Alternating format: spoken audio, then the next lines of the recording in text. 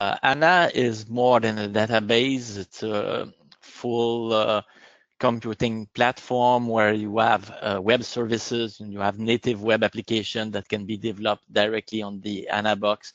For sure, you have the Fiori interface that's new to the SAP HANA Business One. You have some graphic modeler, you have JavaScript, lots of stuff. On the processing services, you have spatial data where you can drive maps directly from HANA. You can do graph. HANA is especially very strong in predictive analysis. You have advanced search capabilities, text analytics, lots of stuff.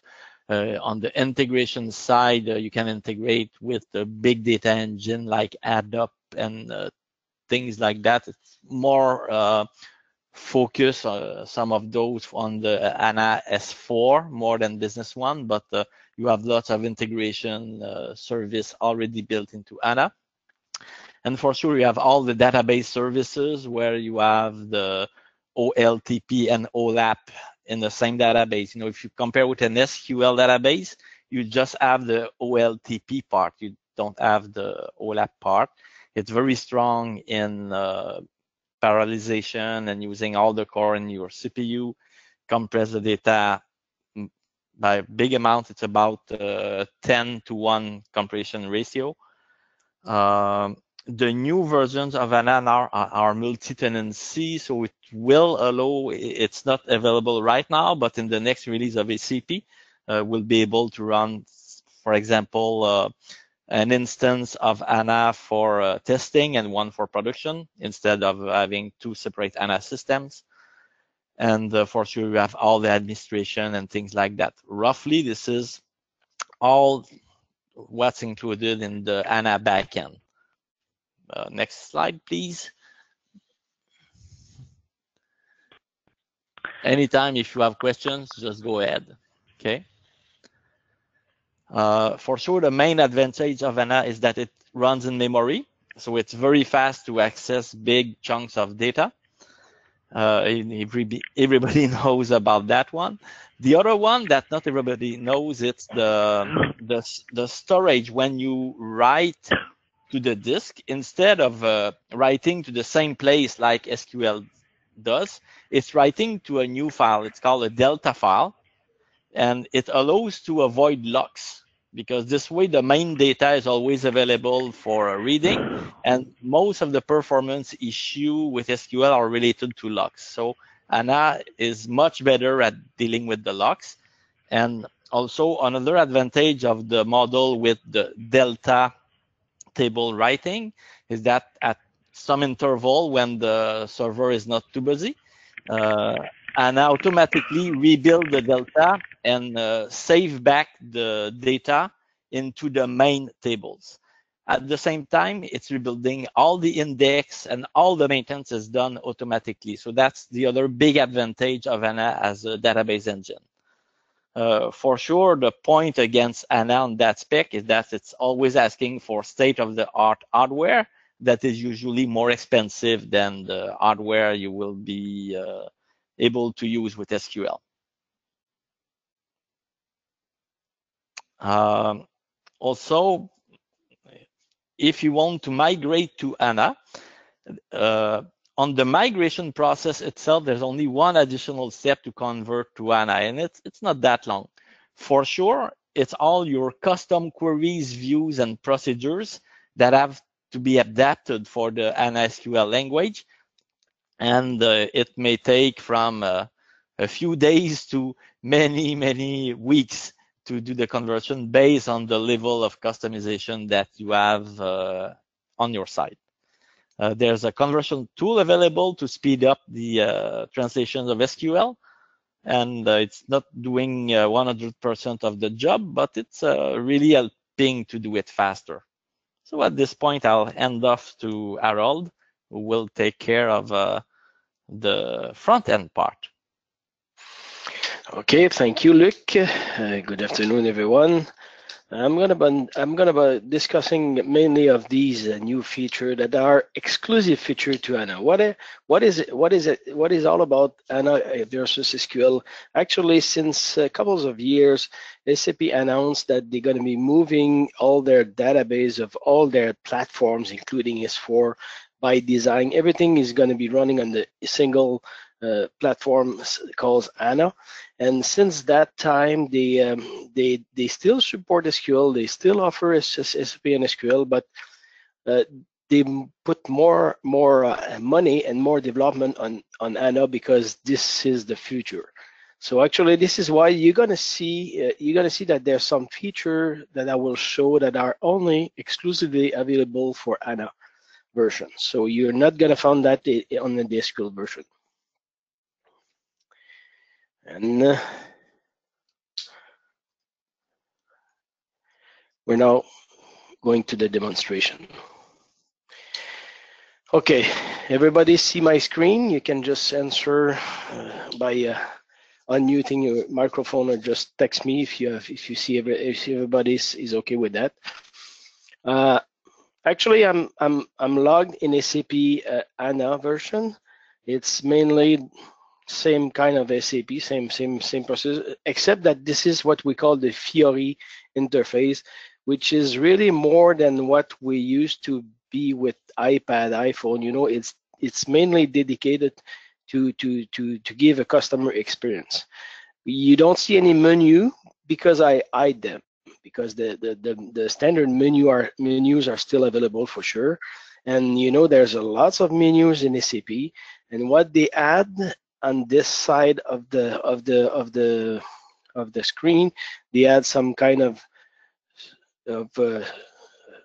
search, powerful search that search everywhere in SAP exactly like you used to search with Google. So as long as you put as much letter you put, as much deep or precise the search is going to be. So actually, as you can see, there's customer related everywhere in the menu. So if I go on aging, I just double click it, and then should be opening my menu. There you go. So like Luc said, or like we've seen on the screen, actually, I'm gonna hide my menu. My dashboard actually shows me what? It shows me some counting widget. Counting widget are some kind of counting. It's just show me what's actually running on my system. Actually, I know that I have 18 open opportunity, open quotes, that I have not been converted on order or on sales order or either on invoice, for example. Actually, I have a kind of a process, what we call a workflow. I'm actually logged as a salesperson, so my workflow shows the salesperson workflow, but it's actually totally, if I have the rights, if you give the rights to your user, the users can totally customize his own dashboard. So if I'm working on finance, I'm gonna just choose the finance dashboard, and if I'm not quite satisfied with what I see, I just can change it, moving things around, putting things in garbage, the thing I don't want to see, moving things around, like I said, moving a dashboard. So you can play with it. The user can play with it. If he's satisfied, he can save it on his own cockpit or save it as a template. So you can do some dashboard for others. If you save it as a template, some others could use the same templates or same dashboard as you use. I'm gonna go back on my sales dashboard because I like it more. And actually what I see here is my count widget, and the color of the count widget has an impact of what I want to see. Not the level, but the target I fix on them. So actually there's these are count widget. These are KPIs, key performance indicators. So the colors still have an impact on what's going on actually. Why this one is in red? Well, it shows me that my target of sales was 12 millions, and actually I'm around $652,000, which is a big I missed my goal for sure. Actually, this one is in blue. Why? Because my target was 140, and actually I'm 149. So actually, you can fix your target yourself for sure, and you can fix where the target is changing colors, and this is totally customizable by you, by the users. Uh, on this dashboard, I can see that I still have my message and alert, the same message and alert you used to have when people are using the actual cockpit of SAP SQL, but it's just a different look and feel, but it's still the same. I can jump on my alert right from here. I still have my common function. It's still the same thing almost, but I can still move some function to my common function if I want, like this. It's as easy to use. It's the same thing as we used to see. Actually, on the left side of my dashboard, you can see that I only have the drag and relate, the same thing, and the module. I don't have the dashboard anymore because, well, the cockpit anymore because the cockpit is now the front end of the interface. So the cockpit is definitively what we use the most, and this is actually giving me a picture. A cockpit is like a dashboard. I mean, is giving me the feeling of what's going on in my business, just in one glance. Actually, what you see here, I like it a lot. It's like some kind of post-it. So how many of you, and I'm sure everybody does, is actually starting doing something on an order, and somebody jump in your office and they say, hey, I want to talk about blah, blah, blah. You receive a phone call, you receive 2 emails, and you just get out of what you were doing, and coming back to SAP, you said, what order what order was I working in? So this is like kind of post-it. It's remember your recent update. So I was working on this order. All right, I'm gonna finish it. So you just click on it and you jump back in your order. So this is a kind of a post-it. I would put it a lot higher than this actually, because this is something unfortunately that happened a lot. You have what we have. We have within a dashboard some kind of 360-degree feature. So if I look at my 10 top customer, I can look. I right click and look at open a customer 360-degree, and this is quite interesting because I'm jumping in the customer, and now I'm analyzing this specific customer with specific copy, specific indicators. So general sales is my general sales for this customer. I didn't put any target for this one. I could have. Actually, my gross margin, etc. I can look at more detailed sales, net sales. You see my indicator said, oh, my KPI said, oh, it's going down 27%. It's minus 27%. Minus 27% compared to what? Last year, based on last year. Same thing for gross profit. Gross margin is getting better. So I have 8 open order with this specific customer. Actually, I can go on order fulfillment. We are 100% on time and delivery rate, which is good. So this customer cannot complain that we didn't deliver at time. And anyways, you have all these ratio. Age receivable, I can see how much he owes me. I can either see here something really interesting. Here is the general. The churn probability. This is a start of what we call business intelligence or artificial intelligence, because actually this indicator is capable, because of HANA in-memory database, is capable of calculating in real time the probability you have to lose your customer actually. And what is this intelligence working with? It's working with the sales that start to be less current. I mean, actually, this indicator can see that the customer does not order every week like he used to be, and you can see that this customer is having an accounts receivable, even if it doesn't order a lot, as frequent as he's used to be. I mean, the accounts receivable is increasing, or is either having lots of open calls, or he's either looking at the order fulfillment. We're getting late on order. If this 100% goes down to 60, if actually aging's going up, if sales is decreasing, and so it's analyzing all these features, all these behavior, and with this, it's gonna wave you that this customer has maybe 20% chance that you lose it based on these calculations. Don't tell me exactly what he's doing, but it's close to what we call intelligence artificielle, artificial intelligence. And this is a 360-degree on this specific customer. I can jump on another customer and open 360 degrees. So, you know, for a marketing or for sales guys, looking at his top 10 customer and looking what's going on with them, it's really, really, really important. It's really, really nice, and it's really on the dashboard right au bout de ses doigts. Sorry for some French language sometimes. I don't have any choice. I'm sure you understand anyways. So actually, these dashboard could be even used if I'm. Oh, by the way, just want to see you. What else can I add? I mean, you can have a lots. Sorry, I'm gonna save that. I mean, this is not what I want to see.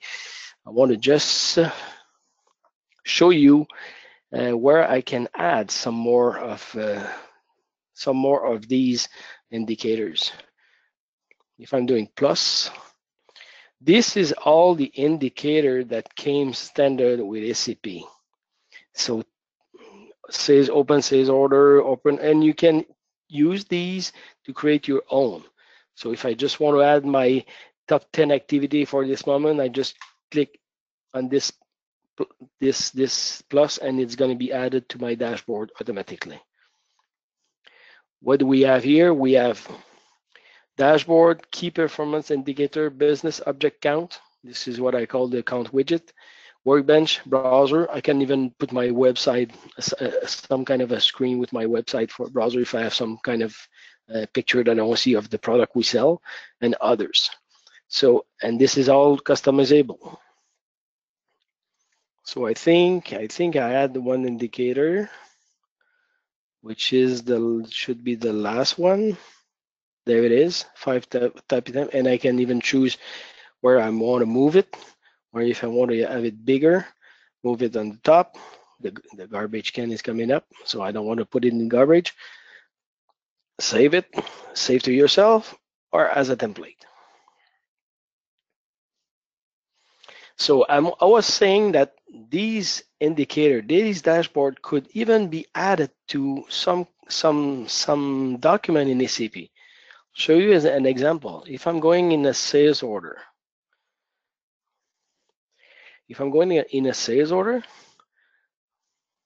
for either any customer, I decided to show my top 9 item, my top best seller, best item sellers, best item to sell. So why? Because this is a dashboard that is, this is a KPI or a dashboard that has been on the dashboard, usually on the cockpit. But I decide to put it on my order because I want my salespeople, when they order something, I want them to say, hey, by the way, we have a special on the memory because we sell a lot of them last week. So you want some memory? Yes, sir.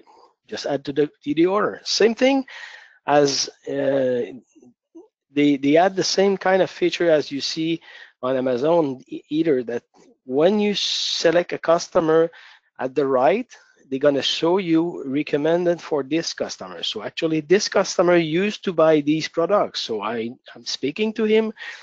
I can just add new item, the same item, just putting add, it's going to add the same item he used to order. I change quantity, and I don't have enough statistic here, but it does exactly the same as Amazon and lots of website does.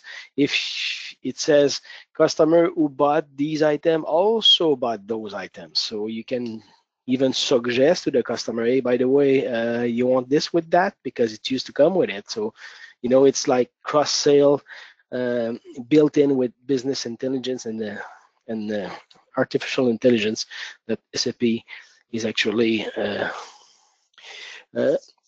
offering in this HANA version. And you know, it's probably a lot easier offering this in HANA version because of the performance on the in-memory database. Speaking about in-memory database, if I'm going to the main search, this is a main search that is available, and it's search everywhere in the database. If I'm just looking at my history, I ask SAP, find me where I have the number 48, where I used to have the number 48. So it looks everywhere in the database, and SAP find me 13 AR transaction, which is 348 in AR invoice. You see, it's 48 included in the number, so it's really searched as Google. It's really a powerful search. So, so I can find everywhere in the system that there's a lots of reference to the number 48. Obviously, if I would have been more precise of my search, I would have less document. You understand that? So actually, it's just to show you how powerful the HANA database in memory is, because you can have power search. And I even have this undo page, obviously, because there's lots of 48 in my database actually. So this is the power of search, global search. We call it global search because it really, you know, yeah, this search in actually the SQL version, but it's search on document number only, on SAP document number. It doesn't go through the text search everywhere in the database. So this is why we call it global search with the HANA version. Another thing that they put in the HANA version actually, it's what we call the available to promise. Available to promise is actually, if I'm looking at an order here, and that's the one.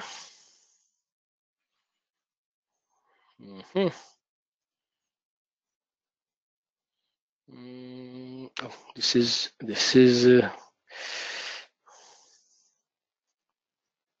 Okay, anyways, if I'm doing a new order, I'm going to do a new order then for a specific customer.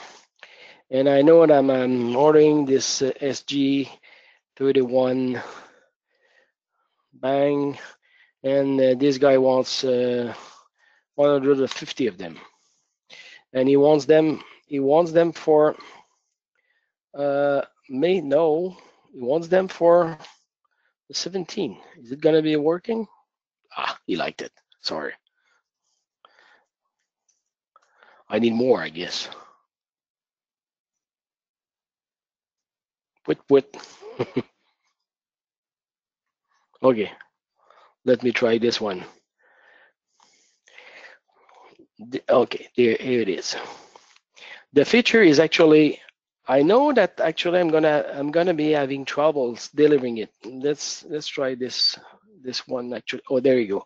So this is delivery schedule detail. The system says, oh my friend, 235 you cannot deliver it because you can deliver 195 item on the 15th, to 21.14 item on the 16th, but for the rest you ran out of stock. So I said, oh, I confirm anyway. Let me do what I want to do. I'm sure I'm going to have some kind of arrangement. So what can I do? I'm going to just click on my item and look on my available to promise feature. Available to promise feature says, okay, my friend, you have 3 orders actually, and you have 2 customers that needs them for the 16th. The other one this one needs them for the 18th of April. Actually, he should have received. He should get them before this one. But actually, this customer just put you some pressure. He's in a rush, and you know those 2 guys, and they are pretty good guys. So he said, okay, I'm gonna look at this sales order. And by the way, another feature that I didn't show, actually on the bottom of my screen, if you can see it, it's not a good example because there's no connection here. But if I'm looking at this one, Okay, there you go. On this order, when I click on this order, at the total, at the bottom on the screen, there's 4 fields that are available for you to put whatever you want to see on certain documents. So actually, I just ask, or I just configure my system to show me the actual money the customer owes me and the actual credit limit he's having. And on the right, on the other side, I said I want to have the email and the phone number of the contact of the customer actually that is being attached to this order. So I can just send an email or contact directly Jeff saying, Jeff, by the way, you order, I'll have to send you only 180 item because I need to cover my this order. I won't tell him because I want to give it to another customer because I know Jeff. So I mean, I am asking Jeff just to move. So it's actually some kind of a movement. You see, I can just move my stock to fulfill my order because so I can replan my schedule or my delivery depending on my customers, on my stock availability. And by the way, I can even look at the inventory status to confirm that there's 225 items that will come in by a purchase from a purchase order, the 1604. Though, so I can confirm that I'm gonna be okay for next week. But from now on, and I can even look at alternative item if I have. There's none configured here, but I could even look at alternative item right now on the same screen. So actually, it's really nice because how do you know right now if you can deliver something to a customer because you ran out of stock? You just go through the pick and pack manager and just look at what you can cancel. But actually, you can just move them and move the stock from another from one order to the other one, and actually you can preview it and confirm what. So the delay is 39 days, and I can confirm. So the system will automatically reallocate the item. You see, he changed the order here. It's 195. He changed my order here to give him everything he wants. So everything he wants, the 15 and the 16 with one day delays. So actually, this is pretty nice for us, for some kind of salesperson that have the power to do that. Actually, you got to give them the capability of the security to use the delivery schedule maintenance on the available to promise features. So this is actually this is another feature. Another feature that is nice, especially I like it myself because I'm an accountant, and speaking about cash flow, everybody not likes. I mean, cash flow is the business actually. So there's a tool that we call cash flow for sure, that will show you instantly the incoming amount, the outgoing amount, and the net. The net is my yellow curve, and I can see that I'm going to be running on credit limit. Credit margin for a long time if I don't do anything at this moment. Actually, I can shorten my view, so I can just go to, let's look at from now on to end of July, the beginning of August. I can see at the end of July, at the beginning of August, end of July, that I'm gonna be getting low on cash. I'm gonna have a big outgoing amount. What is this exactly? I can double click on it, and actually it's gonna show me that there's a post data check on an invoice of $133 million. That is being a payment of $656,000 on this invoice. So I don't have much of a choice to pay it. So I have to do something. I'm gonna probably put some pressure on my salesperson to get some sales getting in and some cash coming in.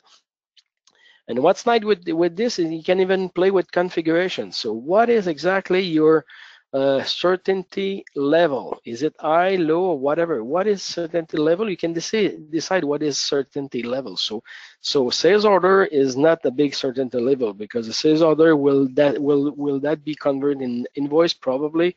Purchase order, yes, but an AP invoice, an AR invoice, if it's there, is because you're going to be you're gonna be receiving a check.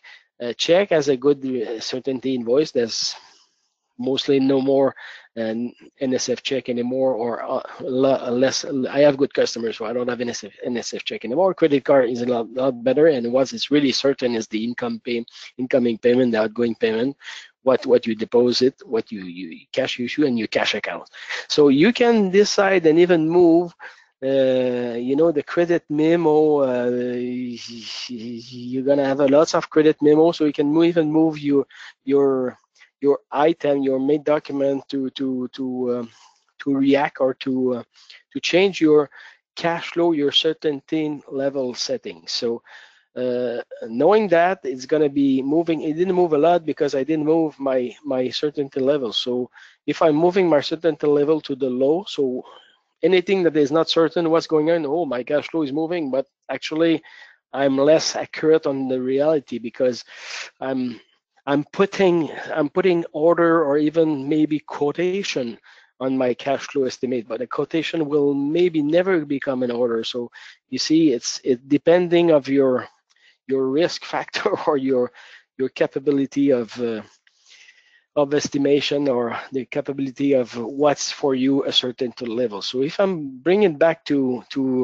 my level before, I can even put my blanket agreement. Blanket agreement is some kind of engagement with my vendors, and is it with my vendor or my salesperson? I don't know, it didn't move. So if I putting it to my low level of certainty, oh, it changed my cash flow, because what? It's probably a lots of blanket agreement with purchase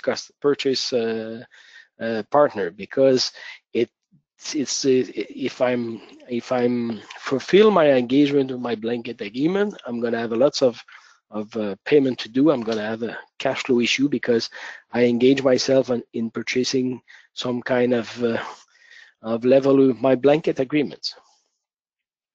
So this is something really nice on cash flow. This is something I like actually, and probably lots of accountants would like to have, and dynamic cash flow dashboard that you can play with anyways, by the way. Again, this is something that is actually available in the HANA version. Another feature for those who has worked with the MRP. The MRP has a forecast functionality. Forecast functionality is actually on the MRP, the material requirement planning is actually looking at all your sales order, all your request for purchase, a purchase request. It's looking at your min max in inventory. It's looking everywhere in the system, as long as you ask him to look at everywhere. And it's actually we recommend you some purchase. It gives you some purchase recommendation based on all these indicators in the system. But also there's an indicator that says forecast. Forecast, usually it's something your sales department needs to do every year. You ask them, can you forecast your sales pipeline for the coming years, for the coming 2 years sometimes. And with these forecasts, it helps the MRP to plan some purchase, because my min, my max, it's something, but if you know that your forecast a big sales in July, you better purchase your merchandise in advance, especially if you have if you schedule your lead time in your item, you might have to purchase in advance some kind of stock to make sure you fulfill this forecast. So actually, if I'm looking for some kind of forecast, not a new one, I'm going to look at some kind of looking for some forecast I done this morning. Previous 2020 forecast. I'm forecasting for the 12 months. Well, actually, everybody or almost everybody must know that you can copy table in Excel and copy paste and do your forecast and just repaste it here in SAP, and it works pretty fine. But sometimes it could be some kind of more complicated than just having a static or some kind of predictive sales. So you have here on the bottom left, on the bottom right, some basic forecasts that you used to have, but you have now with HANA intelligence forecast. An intelligence forecast, you can even make yourself some template. And this template is going to be loaded. The template is mainly some kind of selection of item, group of item for specific customer, specific vendor, for a specific, oh, I have the explanation in English, that triple exponential smoothing. And there's some kind of linear regression with damped trend and seasonal adjust. This is the two method that this is what we call the intelligence planning. So actually what this will do is, if you choose this method, it will change the forecast depending of it would look at your 200 days in the past year, 200 days, and it would forecast, you see the curve, or the peak is a little less because of the method. Because if I change method, I think the peak is going to change in the same. Let's have a look at it. Nice. It's really changed a lot. I think it's because I need to reload my template.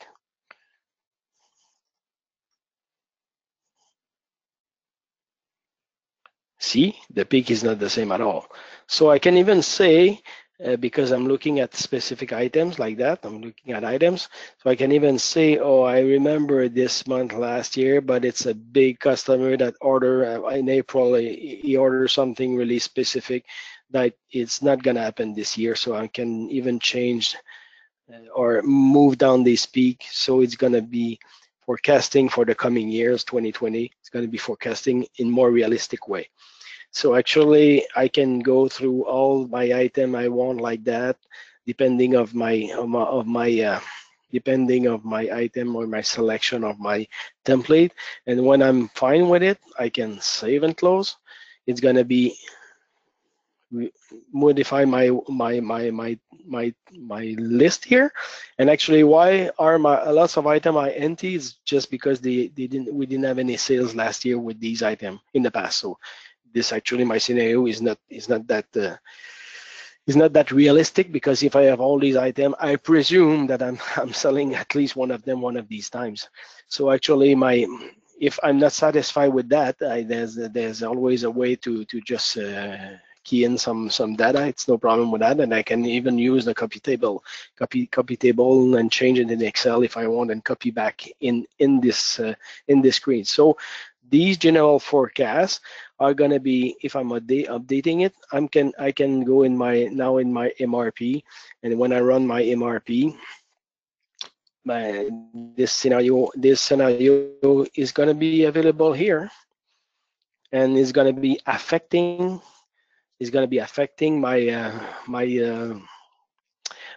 recommendation, my purchase recommendation, like it does actually, with all the other setup that I've done in this specific scenario, including my forecast scenario.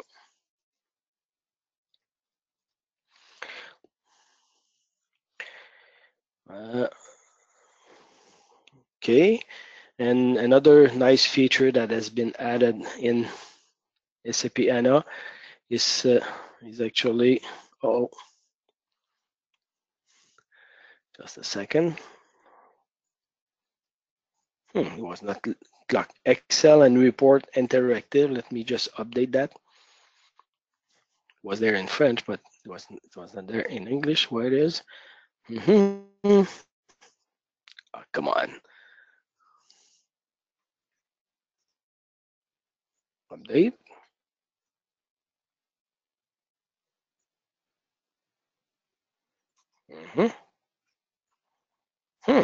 Nice. Where is this? It should be at the bottom of the screen. How come it doesn't show in English? It's funny. By the way, for those who didn't have the chance to have 9.3, you know that changing a language now is as easy as that. I'm going to show you how I would change my screen to French, and hopefully might see. There it is. Boop. I changed my own language myself to French. I'm doing OK. And the system is automatically reload in French. And hopefully, come on, my service is not there anymore. Sorry, guys. I don't understand why. It's like if my service, look, you have an idea? It's like my interactive service has been just gone. Was there this morning. It was there this morning.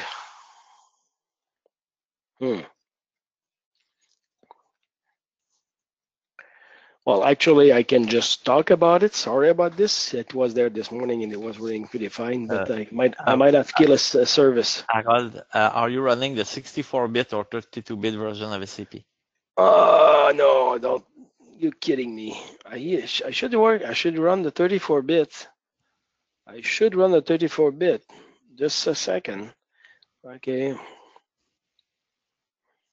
I must be running. I didn't change it this morning. 32-bit.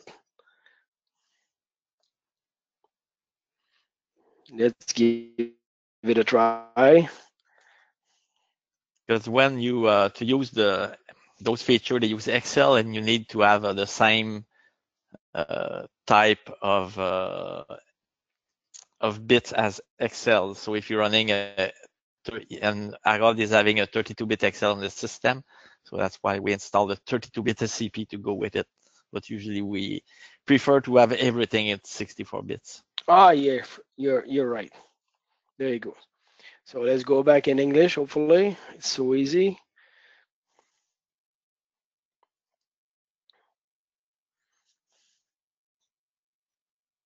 There you go. Switching languages. Because we used to have to go in the user, in the menu, left menu, user, blah blah blah, change the language and log in, log out. Actually, it's directly on the front screen. So, tabaslay. You're gone. Funny. I don't get it. Give it a try.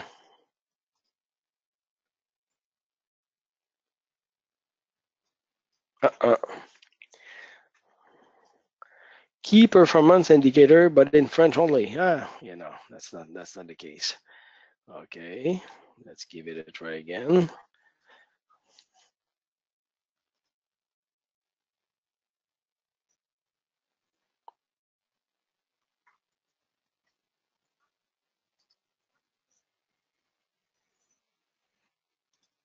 Okay, but I think I understand that.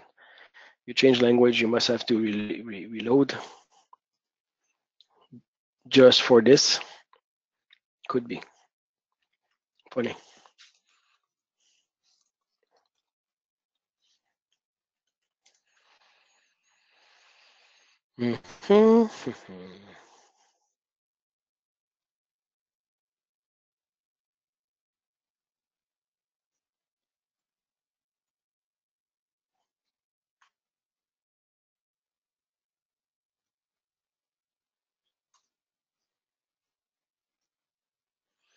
Okay, let's do it in French. Sorry, guys. So these are well, analysis cube. These are features that it's there. It's already there. It's built in. It's in SAP. It's actually built with some kind of intelligence pre-marché, the cube pre-marché, the predefined cube that are putting out the extracting information with and convert them in pivot table in Excel directly. So actually, it's already pre-crunch, and you just have to click on what you want to have as a value. So I'm gonna be analyzing my age receivable. Actually, I have 1.88 million of age receivable, but again, it doesn't give me a lots of information. But let's try to find it in by business partner group.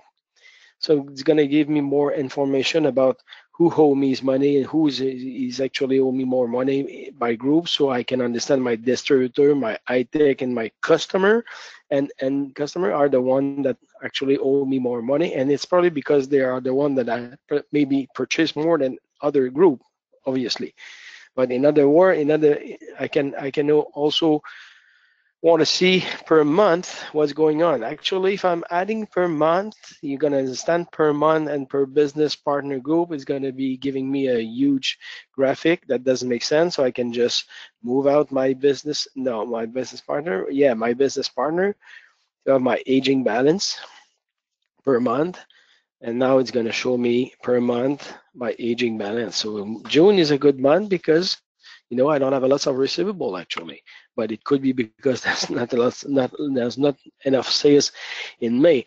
So these nice dashboard or these nice pivot table are pre-built.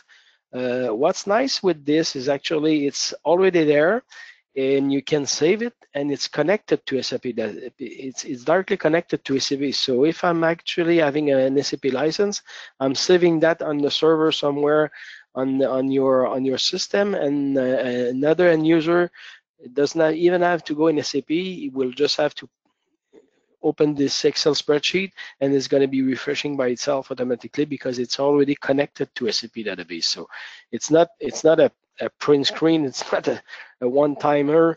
It's actually connected to the database. So you have a lots of them actually. It's all available. You can have even sales analysis.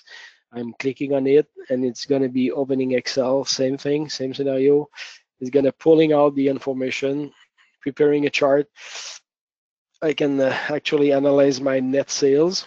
Net sales, it's a big number, but actually you have all these stuff available too, again, per partner group. I will probably see the same kind of curve or the same kind of column that I've seen with accounts receivable. It's going to confirm me that, yeah, distributor, high tech, and the consumer are the one that I purchase the most in my company, but actually my high tech is not as high. The difference is not as high with the distributor, so they buy less, but they not pay as well as the distributor actually.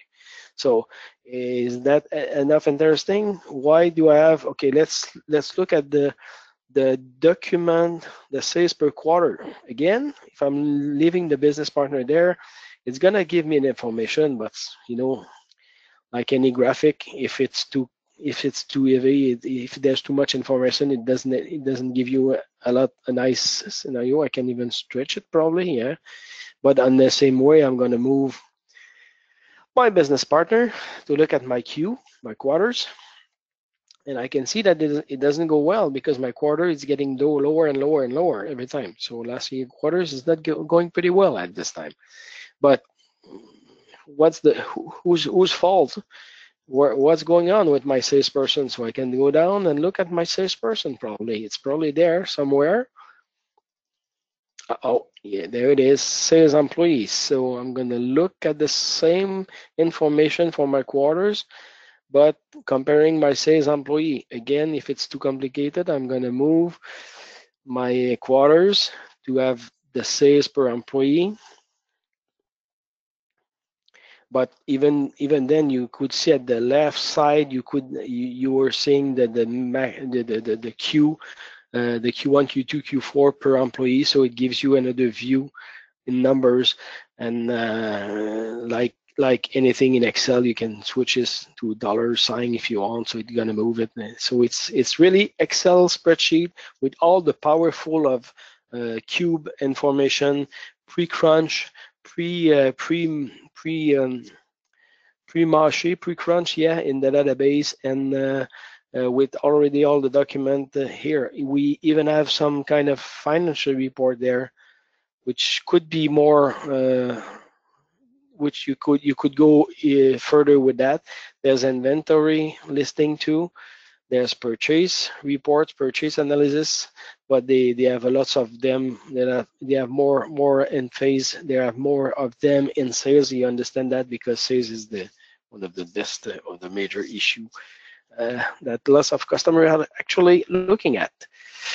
That's about it with the 9.3 HANA version feature. There's another thing that we did not discuss a lot is the SAP B1 Sales mobile apps. Actually, with the SQL version, there is a mobile application, mobile apps, but this mobile apps needs to be connected on Wi-Fi always to get the information.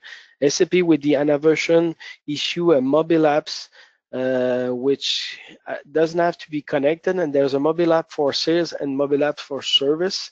Actually, when you key in some information on service, it's actually available with the SAP HANA version. And the other thing is that before, with the SQL version, if you want your user to have access to the mobile app, this user needs to have at least a limited license.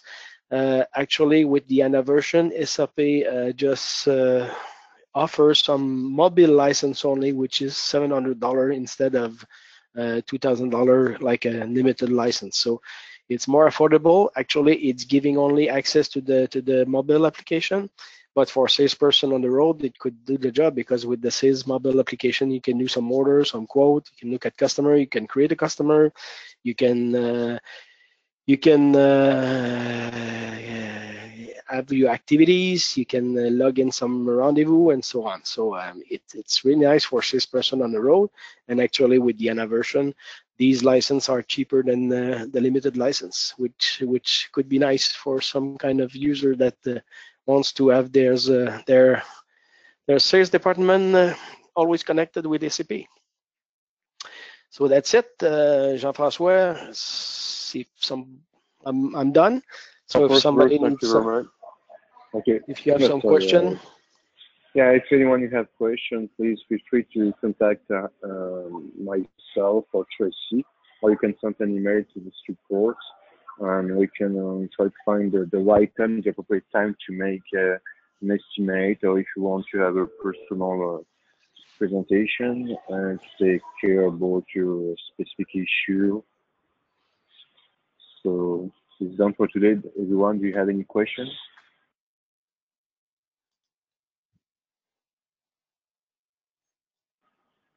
Okay. So yeah.